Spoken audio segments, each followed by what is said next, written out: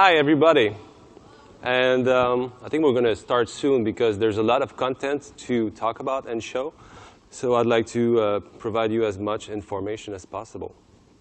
Well, first, thank you for being here on the last hour of GDC 2013.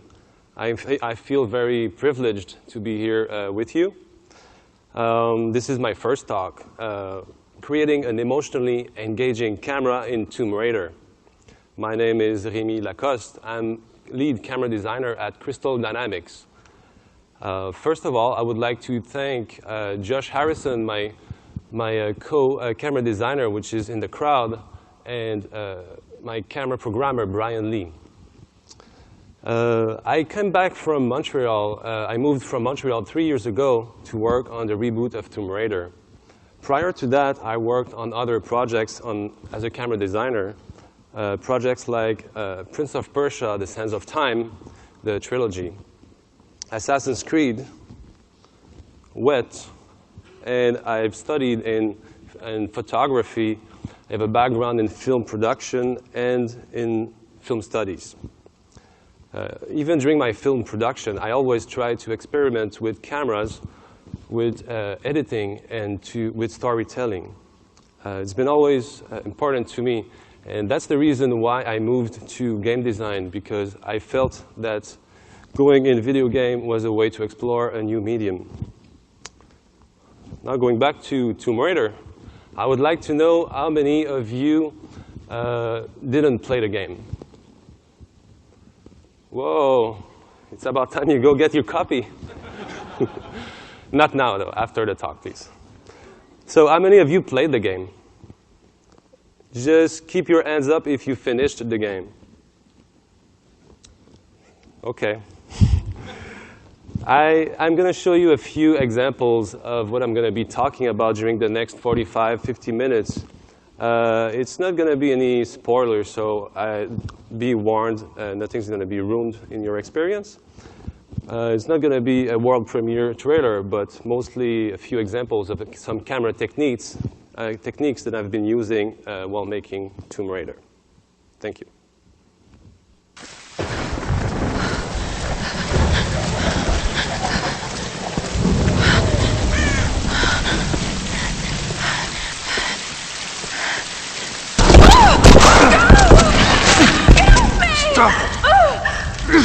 Stop! Stop!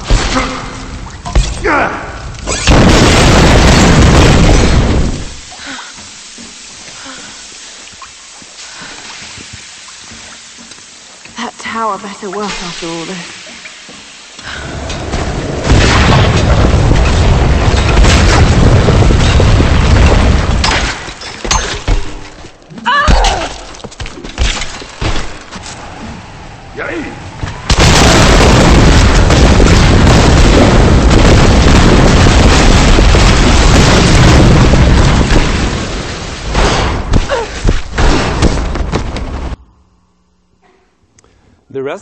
Thank you.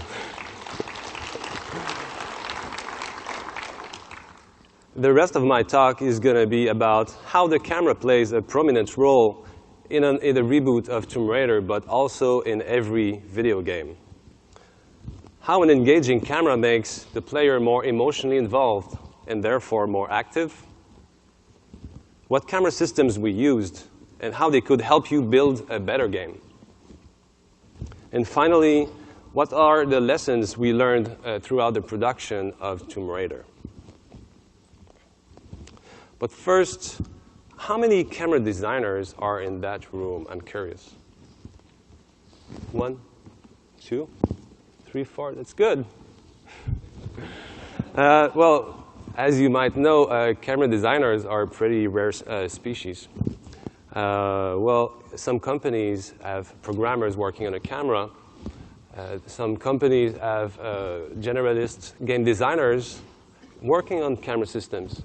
Some other companies have level designers that worked on the camera as they work on the levels too. Dedicated camera designers are fairly rare in the industry. It's kind of a hybrid between a designer and an artist, because as you design camera, you need to support gameplay, of course, But you also need to create pretty cameras. It needs to feel good and provide a nice experience, as well as framing and having a nice composition as you play. Of course, the game designer, the camera designer work with a programmer to work on the camera tools and the camera systems. He also interacts with all of the other disciplines. I always tend to say that a good camera is as good as all the other components in a game, is as good as the characters, the environment, as the animations, as fun as the gameplay. It's a big cooperation. The camera designers need to be early on involved in a level creation process, according to me, because you need to be proactive, anticipate problems, you need to define metrics with level designers, you need to work very closely with the character team when you develop your character, because controls, character, and camera are tightly linked together. But what is the role of a camera in a video game? Well, I think it's a role that is very underestimated in general. I always do that analogy with the goaltender in hockey, or in other sport, if you like. Because if the goaltender gets scored many times in a game and your team loses, well, the goaltender is going to be blasted and people are going to tell him names. It's a little bit the same about the camera. If your camera, or if you have any problems with the controls or the camera gets into collisions, then you're going to say out loud that the camera sucks, and it's because of the camera that your experience is ruined. Well, if the camera does a good job in general, people don't talk about the camera. Why is that? That's because the camera works like the audio and the effects on the subconscious level. So while you play, you don't realize everything that the camera is doing behind the curtains. So the camera works on a subconscious level. But there's many roles that the camera can fulfill in a video game. One of the roles is communicating story. Like in the novels, the narrator takes an important role in a story. And instead of being another character, the camera plays a similar role because it's central in the storytelling. In this example, I'm going to start showing you a few examples to exemplify my points. In this example, Lara stumbles, and as she gets on the pillar, she looks at a chopper, and she needs first aid kits. And as the camera zooms in on the chopper, it tells the story of the new objective.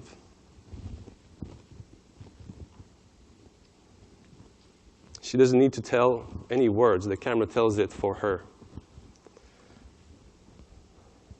In that example here, the camera, by staying close to the water and close to the character, tells the story of the imminent danger of drowning. By cutting to the character's face, you can also reinforce the sense of danger and have more empathy with the character when she's about to die.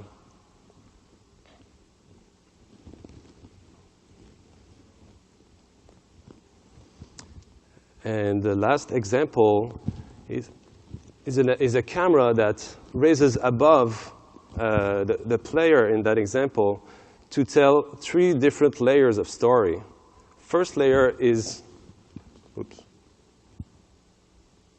the first layer being why is this happening? The first layer being the stalker in the background, and Lara being on the ledge, sneaking into the space. In the foreground, there's another story of the enemies trying to ring the bell. Another role that the camera plays in a game is it develops a mood. In that sense, the camera acts as the soul of the character. Of course, the lights, the environment, the effects, the sound, they all contribute to create that mood. But also the camera acting as the soul of the character. Stay close, follow every single gesture of the character, gets closer. If Lara just crouches because she's afraid, the camera's going to follow her and tracks every movement, acting as her secondary character supporting role. The camera really needs to support every single emotion that your protagonist is trying to convey. Of course, the camera evokes emotions by its position, by its angle, its distance. The camera can awaken powerful emotions. Early on in the game, Lara needs to kill a deer because she needs to survive and eat some meat. When she does it, she's sad and she regrets what she did. So by doing a close-up on her face and then showing the injured animal, it helps to empathize with her and her emotions.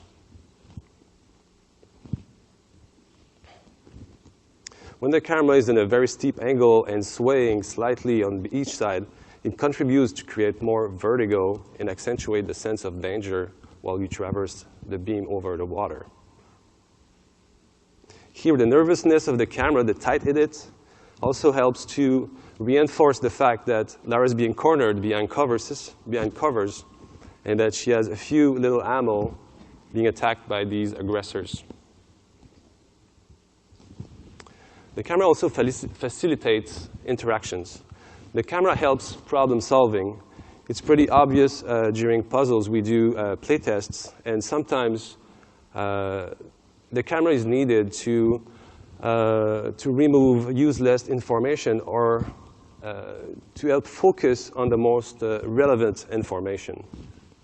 In that case, the camera is going to track the object you interact with and show you that you need to do something. In that case here, as you're prying this object, the camera is tracking the object up to tell you what you're doing. In that case here, let's do this again. In that case here, if the camera was kept on Lara as she's prying her winch, you wouldn't see what she's doing. Instead, the camera tracking the object now helps the player understand the issue of the puzzle. The camera also guides the player. The camera shows the way. In that example here, the systemic ledge camera couldn't do a good job at showing the path around the corner. So sometimes the camera needs to make up for a bad level design or a weird level flow. In that example, we created a scripted camera to show the player the path around the corner. So as you attach on the ledge, the camera will pull back and show you a nice view of the ship and the path you need to take. It also reminds the player of his current objective, which is to get back to the endurance in the background. It also helps to understand the cost to effect of what you're doing during a puzzle. It also introduces characters. The role of the camera is to create a strong first impression. In the middle of combat, you might have new archetypes coming in play. And then you need to bring these new elements to the player. The camera role is to introduce new locations. The camera reveals unfamiliar territories. In that example, you have an extremely long zip line leading to the ship. You're going to see when you attach on the zip line, the camera starts with a very postcard type, very pretty framing of the ship. But as you progress on the zip line, the camera keeps zooming in and getting closer and shows you the ugly reality of the siege of the enemies on the ship.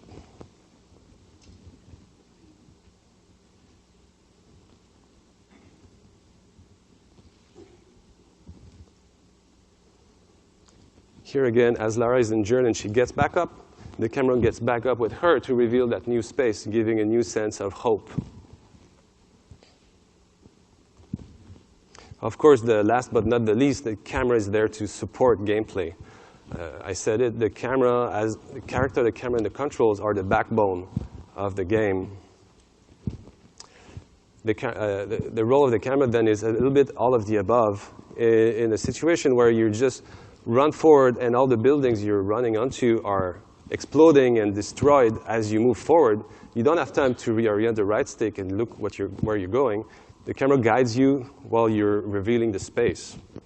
In that example is the same thing. It's a high-octane adrenaline moment, so the camera helps you to reorbit and show you the direction where you're going.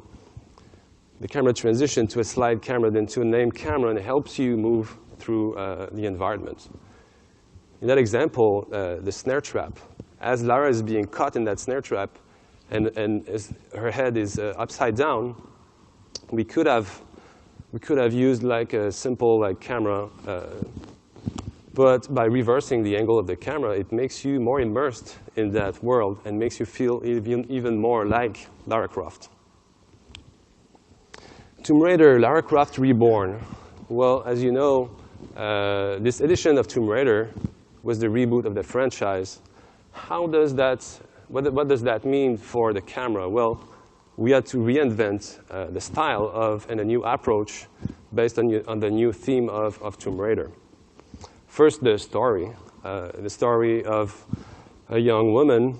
She's terrified. She gets strangled on an island with her friends. She needs to survive. She becomes a hardened survivor. This character, she's not a superhero anymore. She's grounded. She's more sensible. She gets hurt. She suffers. She cries. She's more human. She's more human. That means we need a camera that's more humanistic, that is more alive. In order to achieve that, we got inspired by the handheld documentary-style approach where everything feels unrehearsed and live. That means, for example, that in certain situations, when we're showing Lara's action, that means we add reaction time when we're filming, even in cinematic or in gameplay. If she falls down, the camera doesn't track Lara one-to-one. In that case, we're going to add a little bit of reaction time to the camera so it feels unrehearsed, as if the cameraman was seeing what she was doing for the first time as non-rehearsed. That handheld camera feels organic because it's always in movement. The camera system that we've been using, the camera shake system, is not based on an animation. We're not using animation layer on top of our systemic camera. Instead, we're using a physics-based camera shake that feels more organic because we can create ever-changing procedural shakes that are adapted to each situation. The camera needs to be more personal. That means the camera needs to be closer to Lara and needs to show things from her point of view. That means we're trying to avoid cutaways as much as possible. We keep the camera close to her. When she's in cover, we keep the camera close down with her. We could show more and give more information to the player, but it would just empower the player. Instead, we're trying to choose the Lara's point of view, which is the one that she's being cornered. So we keep the camera lower with her to feel even more what it is to be cornered and feeling Lara Croft. The camera then is physical, right? It has more weight. It reacts to explosions. Of course, reacting to explosions, the camera reacts based on the distance to the explosion, so it feels more real. It feels more real also because we simulate raindrops on the lens, the sun reflection, blood or dirt hitting the camera lens. Well, let's get back to the heart of the subject. What emotionally engaging means. Well, you know what engaging means, right? It means gripping, attractive, mesmerizing. It means that you're involved, that you're connected, you're participating. Well, why is it so important to be engaging? Because if your player is more emotionally involved, he's going to be more likely to experience tension and suspense. And a player who's more emotionally involved is an active player. We've been tracking down some metrics from the PC version of Tomb Raider, and there's a large amount of players who are playing the game, they finish the game, which means they're more active. There's nothing as important to have a player active. when I hear my friends talking and they just want to get back home and play their game every night after work, that's being active and being engaged in a story. Of course, there's a lot of other factors that make the game more engaging, but I'm going to try to talk about the camera point of view. Because I think, personally, if you make your camera more engaging, then you're going to make the player more engaged. A way to make the camera more engaging is to have a more active camera. What does that mean? It means a camera that participates in the action by reacting with the protagonist. In that example, Lara is crossing a bridge. She's trying to sneak past a few enemies, and one of her friends is a little far away with a sniping rifle, and he's taking down those enemies. So like I said, the camera stays close to her. We see that from her point of view, we could have pulled out the camera to show more information, but we decided to stay close with her. So as she's looking down, the camera tracks the enemy falling down. In that example, the camera pulls in as you keep prying the door open, and slams. When it slams open, the camera pulls back. Here again, the camera pulls in and reacts as she's hurt to make that effort seem even bigger. Again, the camera pulls in to accentuate that reaction. As Lara gets startled, the camera pulls in fast and pulls back when you get back on the controls. Of course, a closer camera. Thanks to the new generations of games, now the characters have a lot more polys and a much better resolution. I remember working on PS2 games and always trying to get the camera close to my characters, and my art director is being like, pull back your camera.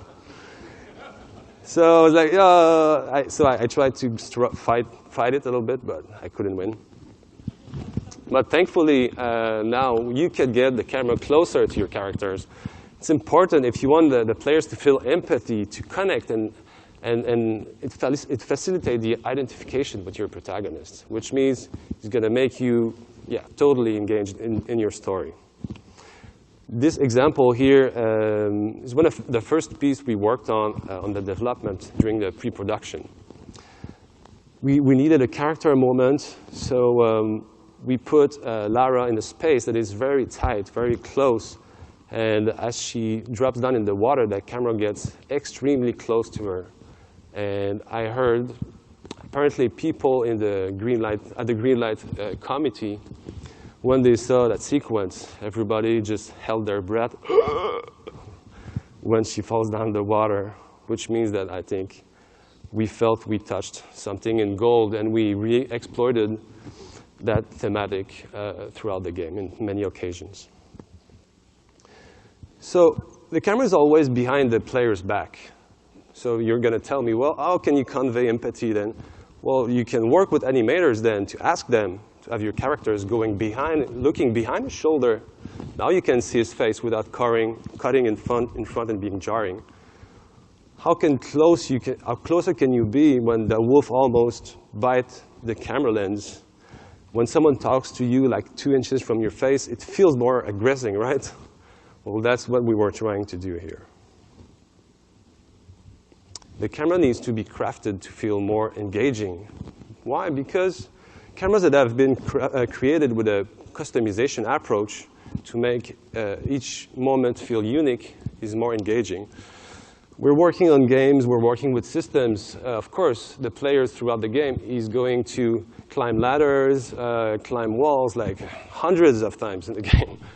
But if you try to approach each of these climbs with a more custom approach, then you can feel these moments feel unique, and then the player doesn't feel bored. It helps with the pacing. It creates a totally fresh experience. If you have exotic moments, like in this case, the player doesn't need to steer with the left stick, which means that we can get much more creative, different camera angles.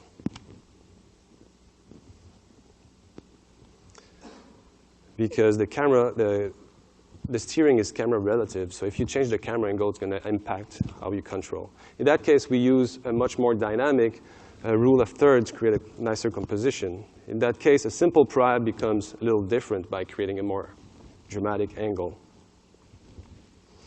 Yeah, the camera needs to be dynamic. A camera that continuously changes its angles, and its distance. It's very important in terms of it's the camera having its own pacing.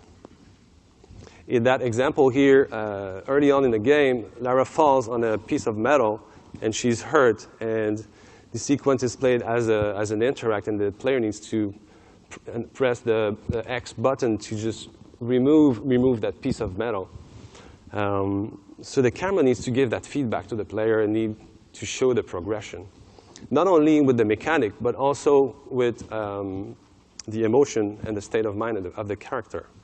What I mean about that is, as the camera starts, a little pulled back, the camera pays respect to the pain of Lara by being low here and not being intrusive in her face.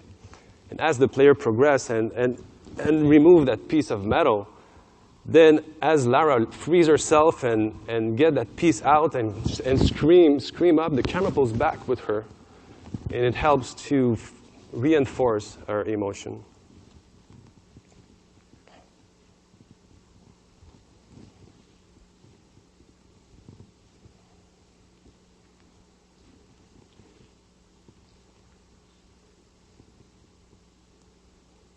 Another example here is when Lara needs to reach forward to get a bow on a corpse that is swinging with the wind. The camera tracking the corpse here with a little sway to communicate the wind. As Lara is reaching forward and the player is pushing up on the stick, the camera slightly zooms in, and that subtle movement of pulling in and pulling back gets more feedback to the player and instantaneously immerse you in that world and connect you with the character much more. Of course, the camera needs to be fluid. The transitions between cameras need to be smooth and seamless. We've been working pretty hard until last minute to fix all those glitches and pops on Tomb Raider. You wouldn't believe the amount of work it was needed. But the payoff is that when you play and everything is very smooth, well, it's great because any glitches or pops would ruin an element of surprise, like here. Or every time you have pops and glitches, instead of being engaging, it's kind of a phenomenon of disengagement or distanciation. And finally, handheld. Of course, handheld movement establishes the character in a more physical world. The camera shakes obviously reinforce the fact of the danger and the rocks falling and the danger of the cave-in. But also, because the camera is shaking and is handheld as she's moving forward, it makes her every step more desperate. Now let's go back to the camera systems. Let's talk about the tools and what did we use to try to forge all those moments. Well, first, there's a bunch of different camera types that we use in the game. I would say there's not one better camera type. There's a lot of different camera types, and you need to use them according to what you need. There is the basic one we use called the exploration camera that I'm going to explain a little later. It's being used for traversal moments. We have, in combat, we have a name camera controller. We have anchored cams, which are fixed position cameras. We use spline cameras for a lot of scripted moments. The way it works is basically the anchored camera is being tracked on a spline and follow the character around. And finally, we have animated cameras that are a little more complex, and they're complex animation that are being exported from Maya and integrated in our engine. There's many ways of triggering those cameras. More obvious one is the states. We have a state control machine that is going to trigger, if the player is in crouch, it's going to trigger a crouch camera. If the player is in ledge, it's going to trigger a ledge camera, and so on, a balance beam camera. We have many interacts in the game. You pry a door open, you pry a crate, you trigger a camera that works with them. Some cameras are level-based. We have a lot of interiors, and in that case, we get a much closer camera to deal with interiors. We also have custom climbs and levels. And we also have even deathfall cameras. If you fall down a cliff, we have a different type of camera. We have exotic gameplays. We have escape sequences. We can trigger cameras with animations. If you're in a boss fight and you activate a finisher, well, at a certain frame number, we're going to trigger a special camera animation that goes with your character animation. So the basic model of our camera is called the exploration camera. It became kind of a standard in the industry. It's a third-person camera. You can orbit freely the camera with the right stick on the yaw axis, which is horizontal, and the pitch axis, which is vertical. It makes an easy choice for exploration and traversal because the player can look around. We call it the three-point exploration camera for a reason.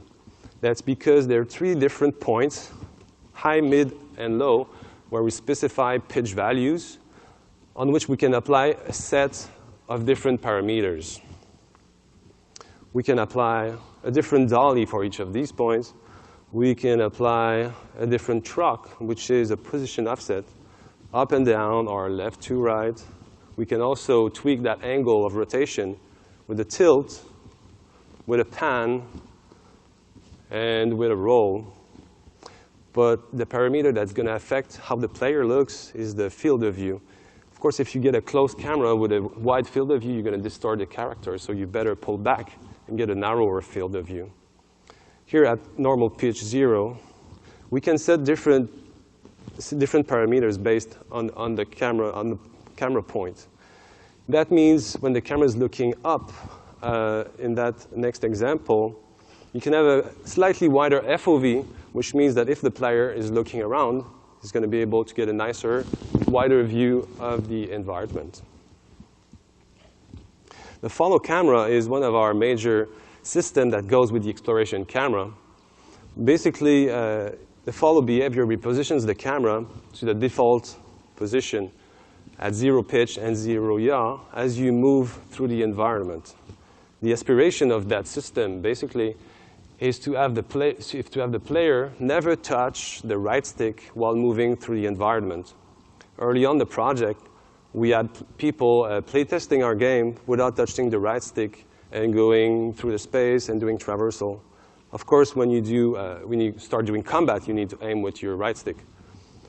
But the few advantages that it provides is that the follow cam makes the camera more elusive, which means when the camera comes behind the player, it helps to avoid obstacles and then much better flow.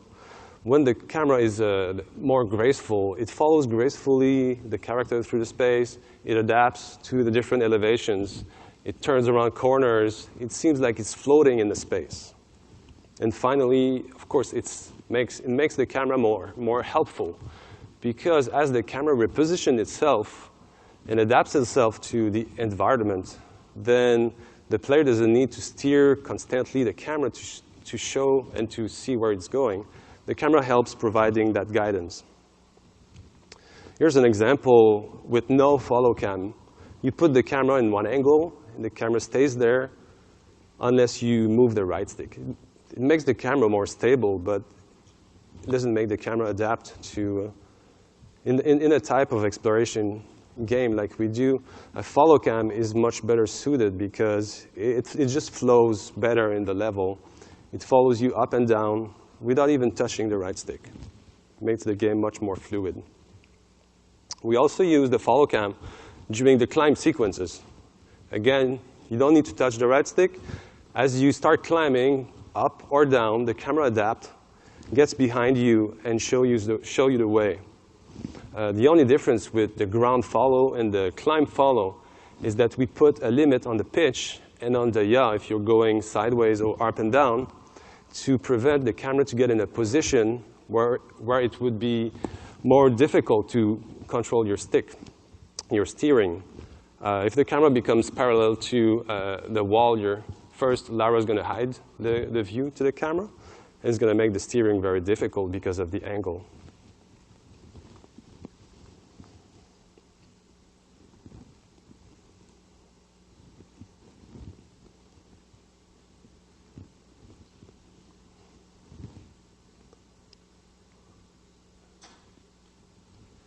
The three-point aim camera. Well, one of the goals of the aiming cameras is to keep the same proportions of the characters on screen when you switch weapons and when you're zooming. It's always important to me to keep the character on screen, especially if it's a strong icon like Lara Croft. Even when you're zooming with your bow, which is a zoom that is pretty extreme, I try to keep her in frame. And the trick we've been using in that case is as the camera zooms in considerably, we pull back the dolly of the camera to keep her with the same proportions on screen instead of having a big head filling the space or having just partial portion of her head. Can you tell me what time is it? I forgot to start my timer. 35? Sounds good. One of the most important camera we've been using on the project is the spline camera. Because a spline camera allows a lot more creative framings. It creates that cinematic feel. The way we treat our spline cameras is a little special because along the spline, imagine that this spline value at the start is 0 and at the end is 100. Well, along that spline, we can key some values. So as you start on the spline, you can have a close camera. As you travel along the spline, the camera can pull back progressively. The zoom can change. The offset of the position can change. So not only the spline of the camera dictates how the camera is going to behave, but all those animated values. I said that it's very important to have a closer camera, but sometimes the opposite gives a very nice effect. If you want the environment to be the focused, and if you want the environment to be menacing and have your character feel smaller, it's important. In a case like this, with a systemic camera, we couldn't get the same result. Having the character off-centered in a very specific gameplay, the spline camera allows to have the character running at the camera without messing up your controls.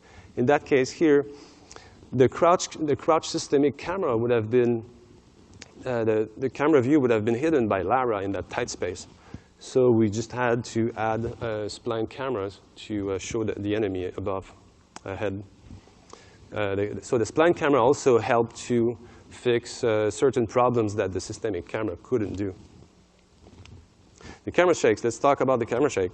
So why is it physics-based? I told you before, instead of using an animated layer and playing it on top of our run, we use physics-based camera shake. So it allows us to embrace a more custom approach. By using a more custom approach, we can make unique and suitable shake for every single situation. We can have a shake for when you're shooting your rifle. You can have a shake when you fall down on your face. You can have a shake when there's an explosion. You can have 25 different explosions if you want to. And how does that work? Basically, it's based on a spring mass physics, which means that imagine that the camera is tied to a spring, and that spring just oscillates between 2 points.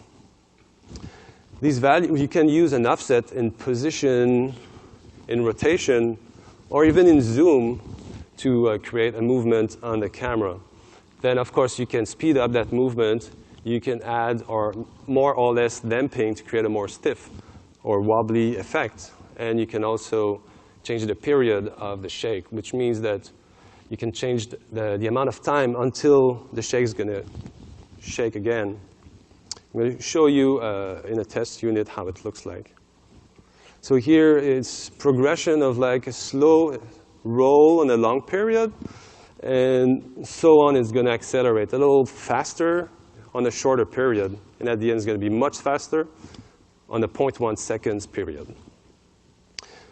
The damping, this is an example of like a stiff damping. And then after, I'm going to show you an example of a lot of damping. The same exact amount of roll creates a more wobbly effect on the camera. So if you mix all of them, you can create cool effects like an explosion, like here. And if you make your time infinite, then you can create other type of effect, like earthquake, or here, trying to simulate the effect of the wind. Let's go talk about the lessons we learned throughout the project.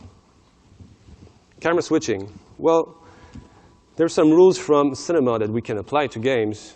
like the 180 degrees rule, which if you're not familiar with, when you have two characters, there's always a line of action that's being drawn through your character.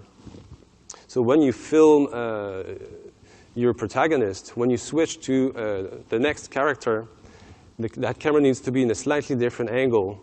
But the problem is, if you cross that line of action with the camera, you can get the player confused or disoriented. So basically, the rule is you don't cross that line of action. In certain situations, we had to deal with that because you were playing with a systemic crouch camera approaching an enemy for a stealth kill.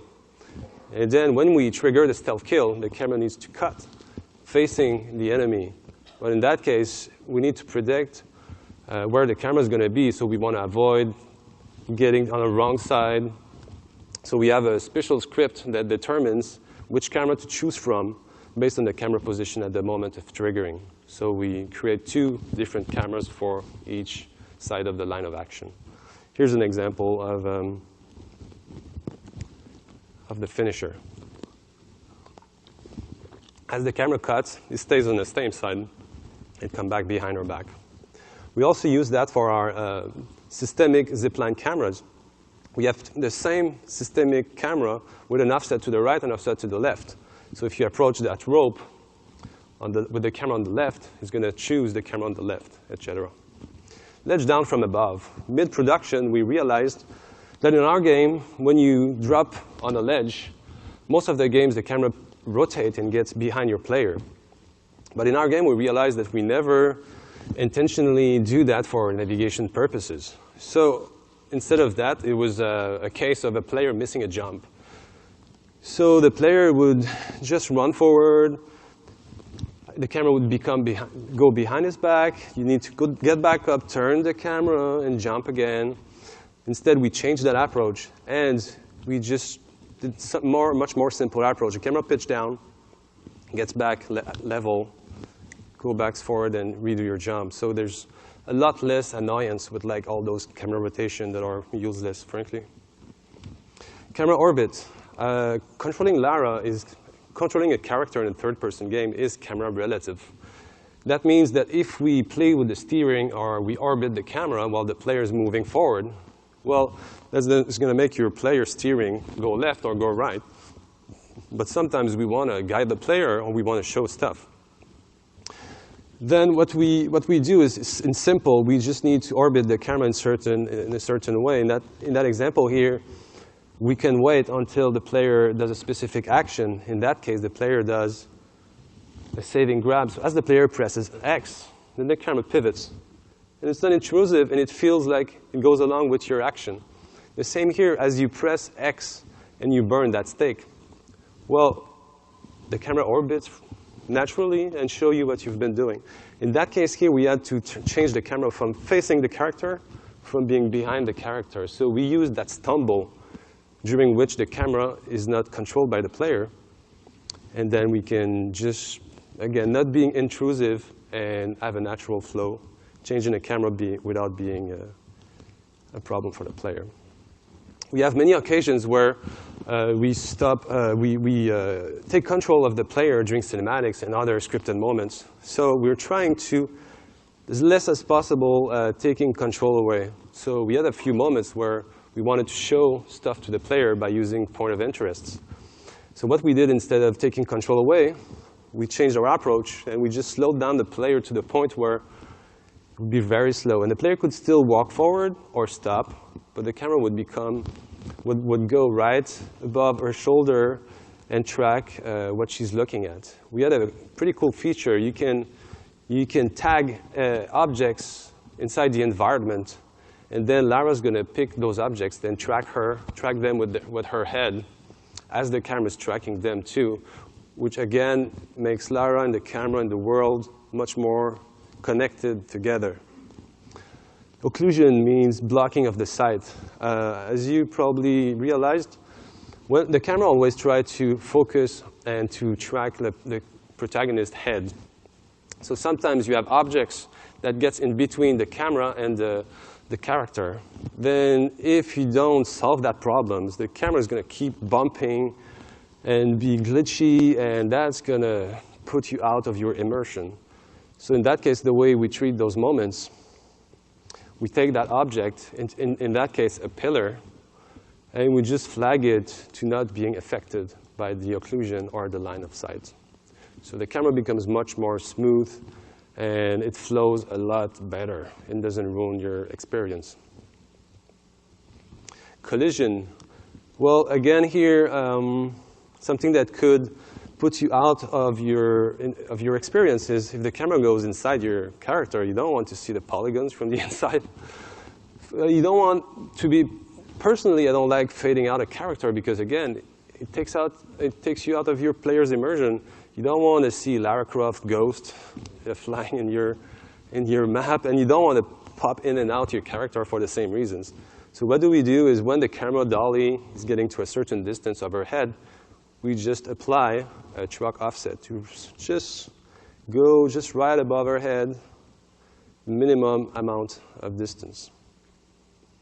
That's it for the lessons learned. I'm going to end with something pretty cool, something that I like. The experience ways.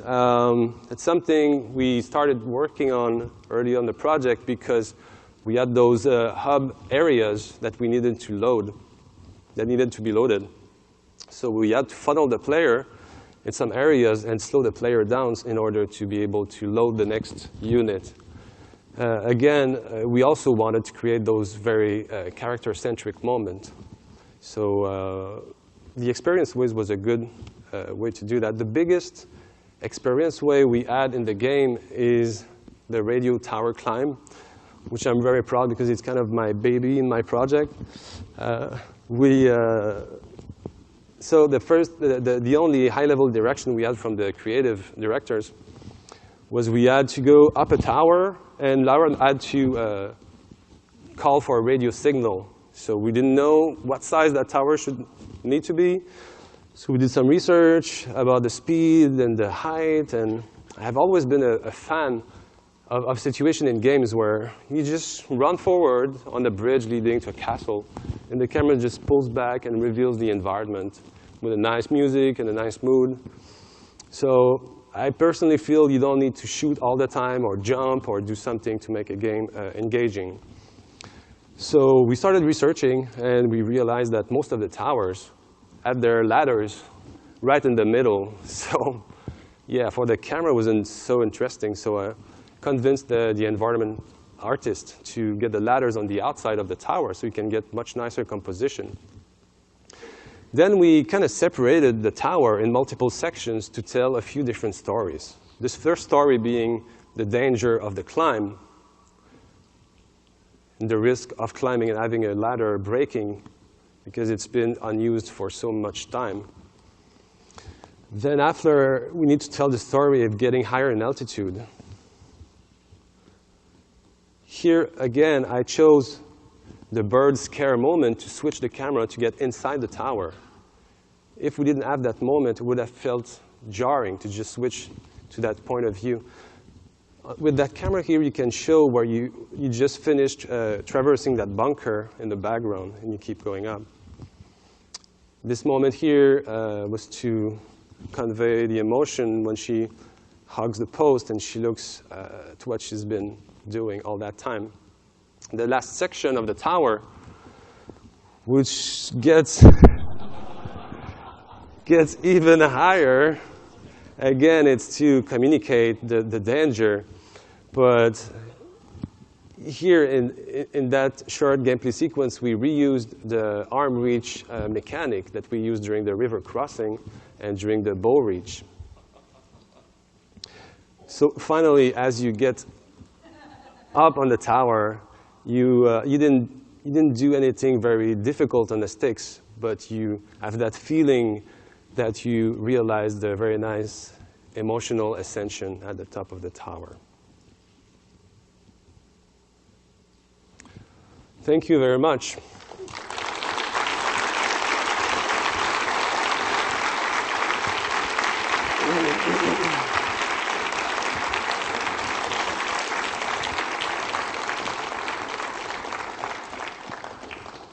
Well, thank you for your time, and I'm going to be asking questions. If you have any other questions, you can use my work email if you're looking for any opportunity in camera design or anything else. Just write me an email. In the meantime, you can get to the microphones, and I'm going to answer your questions if you have any.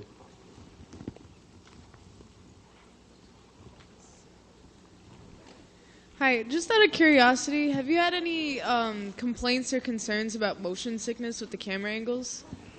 Well, we had internal complaints by our own employees first. So throughout the project, we toned down the shakes, and what we also did is we scaled the amount of shake based on the stick influx or the speed of the character, so it would scale down if you stop moving. That really helped to tone down the shake. And we did a lot of play tests, and I saw among like the forums or the reviews, I saw a few people complaining about it. But in general, if we had complaints during playtest, we would have adjusted that issue. But thank you. Thank you. Yes. As a camera designer, choosing a good story is one of consideration.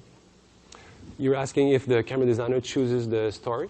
Yes, because like movie have a camera angle choosing. So yeah, it's a good question. If the movie haven't have a good story, even the camera is really awesome, but you know what I mean. Yeah.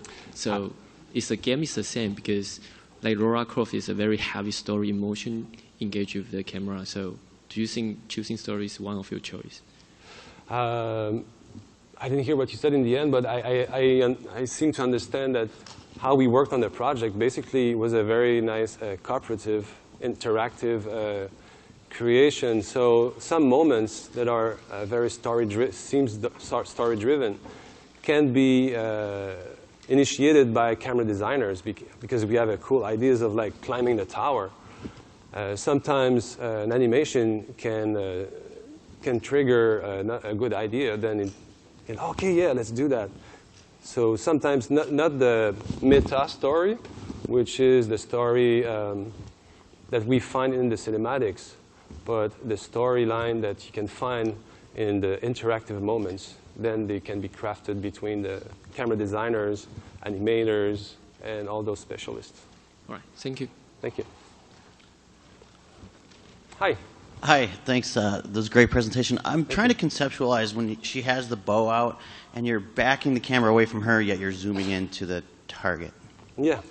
So because you want to get that target closer to have that sniping effect. So when the camera stays here and it zooms, that because the camera zooms, you're going to lose her face on screen because the field of view gets narrower. So you're going to lose some part of her face. So in order to achieve that and keep that zoom, that far zoom, we pull back the camera so you can keep the same space on screen. Oh, I see. So you're moving the camera back. Yeah, we're moving the camera back as we zoom right. in. Okay. The only problem that might cause is then you have more collision problems. If you back up in a wall, in extreme zoom, the camera can be pushed by the wall behind you. But in that case, we use a different proxy collision on the camera. So it prevents, at some point, the character to back up to a certain point in the wall. Thanks. Thanks. Hi. Hi. Do you have any favorite cinematography literature that you'd like to share that may have inspired your thought process behind camera design? I would say watch a lot of movies or of photography. Basically, I don't have cinematography literature per se, but it's important to get a diverse culture and see maybe favorite cinematographers that you enjoy? Well, Stanley Kubrick is one of my favorite directors, and he was a photographer before becoming a director. And you can see that every single shot in these movies have been top. He even developed some camera lens to work in very low light conditions. So awesome. It's always been an inspiration. Thank you very much. Thank you. Hi, I wanted to ask, was dealing with Lara's sexiness an issue?